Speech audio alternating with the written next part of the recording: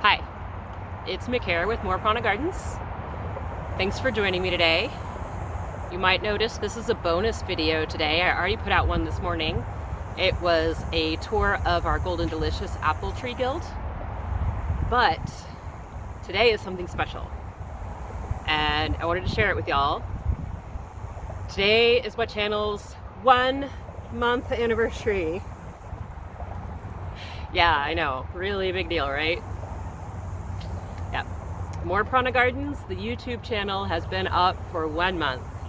And as of 10 minutes before I hit record, I had 43 subscribers. So thank all 43 of you very much. I appreciate the heck out of you. And each of you tell 43 of your closest, no. Don't tell 43 of your closest friends. But if you know somebody who wants to get into permaculture, get into gardening, lives in North Texas or a similar climate, and wants some help with gardening, tell those people. So what do I want to talk to you guys about today? Well, I thought we'd talk about what's going on with the gardens, what's going on with me, and what's going on with the channel. So I think I'm going to start with me because it might be obvious. I don't feel good. So the allergies and the air quality has been bad lungs. Yeah. So I'm a little behind on the gardening is my point. Which is kind of the purpose of this channel. Like, if you have health problems, if you have physical or mental health problems, if you have an illness that is temporary or maybe it's chronic, you can still get this stuff done. It's gonna have to fit into your schedule. You're gonna have to, like, if you follow spoon theory, you know, you might have to, like, save a spoon somewhere else in the rest of your life to get out and tie up your tomatoes one day. You know, or you might have to use up your spoons tying your tomatoes and get a nap in later, but you can still do it. It's not gonna be one of those gardens when you see people and they're like, I put in all of these gardens this weekend and now there's 58 people leaving off my land. It's not gonna be like that. That's okay, because you're still getting it done and there's still things growing and you'll still have butterflies right off camera fluttering around, and that's wonderful. All right, so that's what's up with me, just going slow because the air is cruel.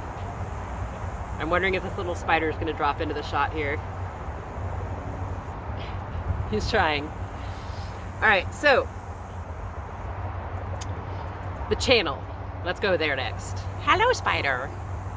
The channel I'm excited about because, like I said, I have 43 subscribers already. That is awesome. I'm so happy. My goal right now is to get to 100.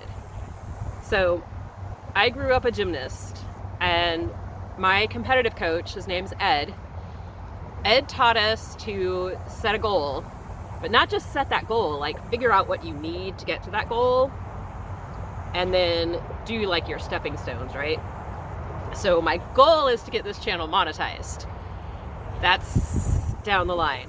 My immediate goal, because of the stepping stones, is to get 100 subscribers. So we're almost halfway there. You guys have gotten us almost halfway there. Now, I build in a reward system too. This phone that I am recording on, it needs to be replaced. That's a later thing. That's more expensive. That's later. I need a mic, because I go back and I listen to some of the videos I make for y'all and I hear wind, so much wind. And sorry, there's a hair. I hear so much wind and I want to get a nice mic so that y'all can hear better and not have all this going on. So my pledge to you is that when we hit 100, I'm going to buy a mic. And then everything will get a little better, right? So 100 subscribers is the current goal, with a new mic as my reward. When do y'all think we can do that? I think, see, today's October 15th. You think we can do it by Halloween? Let's find out. All right. That's what's up with the channel. And then the gardens. So I am having to watch my time because one of the downfalls of using my phone is that there's not a whole lot of memory in there. I have to like juggle memory. We're getting there though. We'll fix that later. But I am having to watch my time. All right, so gardens. This is the tomato corner. This is where my cherry tomatoes grow, but it just gets too much shade. Like, it gets morning and afternoon shade. This is the most light that it gets all day long. So I need to move this, and it's gonna move uphill. If you're familiar with where the medicinal garden is, it's gonna go up next to the medicinal garden. The medicinal garden is gonna get planted out with some beets and some calendula and some nasturtiums here in a little bit. I was gonna record that for y'all, but the sun is being super brutal in that area right now, so we'll just do this between us, okay? This is gonna happen after the tomatoes are finished. So I'm getting lots of cherry tomatoes still. Actually, they just started producing again. We just got under 95 so that the tomatoes would start up again, and now we're getting threatened with 40s this week. So fall gardening is unpredictable.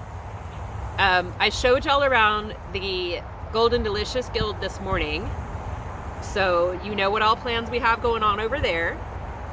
I have been working on a compost video for you guys for like 2 weeks now, and I think I'm gonna put 2 more weeks into it, and it's going to be composting from finish to start. Yeah, I said that the right way around. So like the beginning of the thing is going to be like the puzzle box that shows you the picture that you're working toward, and then we'll figure out how to build a compost, how to feed your compost, but you have that puzzle box image in your head already of where you're headed. So that's one thing I'm working on for y'all. Over this way, there's an area that I call the cursed ground. Nothing wants to grow over there. Comfrey won't grow over there. It's bad. So I took a bunch of compost, dumped it on there. I put cardboard boxes on there. It rained 3.5 inches. Later on, in the next several days, I'm gonna take wood chip and pile lots of wood chip on there. And then I'm gonna sprinkle it with cover crop and let it sit. And I'm gonna show you a video for that, because if you wanna start an instant garden, if you wanna know how to start a permaculture garden, if you want to know how to start a garden that is going to be, I'm not even going to say drought tolerant, but when it was 100 degrees, I was watering my gardens twice a week, not every day.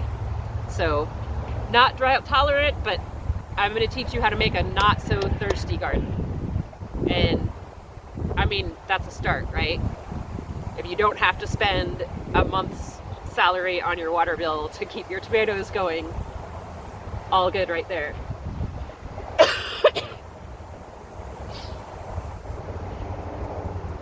Sorry. I told you the air is mean. The Fuji apple tree, that's the bigger of our apple trees. It's gonna start to have some plants pulled out of it. Its zinnia's completely died. I need to take that out and put it in the compost, but I'm gonna wait for a compost shooting day to do that so you can see it all too. The whatever garden, the sunflowers that are up there are still doing okay. I'm going to leave them. I'm going to start taking out the tomatillos pretty soon. And I think I'm going to put some brassicas up there too, so I'll have the brassicas split between 2 gardens with a lot of distance between them, so that any predators will have to work harder to kill all of my broccoli. Basically. I need to build more of those chicken wire cages I keep talking about to protect my seedlings so that the bunnies can't get them. We've had an armadillo problem lately. Came out the other day and there was tons of holes like this big, just dug all over the place. They don't dig up plants, fortunately. They're just looking for grubs and whatnot, but I mean, it's an ankle spraining obstacle course back here. You gotta watch out sometimes. So, you know, I'm not too worried about the armadillos. What else do we have going on? Oh. In the next few months, maybe, hopefully, we will be putting in some elderberry and some other little trees. We're going to get some bare roots about the time that it's time to plant dormant trees. And we're going to get those going up at the top of the yard, near and in the chicken yard, so that they'll create like levels of shade and shelter for the chickens, so that while they're out, you know, doing their little chicken thing, if a hawk flies over and decides it wants to dive bomb the chickens will have trees that they can run under, and the hawk won't be able to navigate through the foliage and through the branches and all that kind of stuff. So right now our chickens only get playtime when we can be out with them. And they have, like, their coop has a big run. They've got plenty of space, plenty of exercise. They can be completely away from each other if they want to, but we want them to have outside time too. So we're going to be putting some trees up there so that they can have shelter and shade, and then, you know, they'll be able to eat the berries and the fruit and be happier chickens and all that good stuff. So that's coming. This oak tree up there, I lost sight of the screen, so I hope you saw it good. That oak tree, I'm going to be doing basically the same thing that I'm doing with cursed ground. It's going to get compost and cardboard and wood chip, and it's going to get some comfrey planted around it. It's going to get cover cropped, and that's probably going to be a early winter project. Oh, that's a big cloud. That feels much better. You know, when the sun's beating in your eyes for a long time and then it goes away and you're like, anyhow, oh, it's back. Anyhow, so this oak tree needs help. It needs support. It was the only thing that wasn't grass in this whole area for a while, and it's got a lot of prey bugs, predatory bugs on it. And we're going to try to get it healthier. We're going to try to get more than grass going on its base, so it gets nutrients down there and it helps sink water for it and all those good things, all those permaculture things that we love to do. Pardon me. All right, and then the last thing I'll talk to you about is behind this fence right here. So you can see solid fence, and then we have the slatted fence. Behind the slatted fence, I have planted comfrey every 6 feet, and I have planted lemongrass on the opposite 6 feet. So comfrey, lemongrass, all the way down the fence. And this is going to create a grass barrier for us so that grass quits growing into the yard. And I'll be putting like clover and cover crop back there for the winter and the spring, and that's to feed the bunnies and maybe slow down some of the wildlife coming into the yard maybe. And then when we get more berry plants, there's a blackberry back there already. It's a baby. But when we get more berry plants, they're going to go behind the fence and on the inside. So they'll like straddle the fence. So people who pass by, people who live in the neighborhood and pass behind, they can have some like free pick food. I do let the tomatoes grow through the fence so they can get free picked tomatoes here too if they want. And we'll just be adding some pretty things, perennial flowers for pollinators and stuff like that back there. But right now, there's nothing but mown grass back there to show you, so I haven't taken you back there yet. But we'll do that soon. So I think we're going to wrap this one up.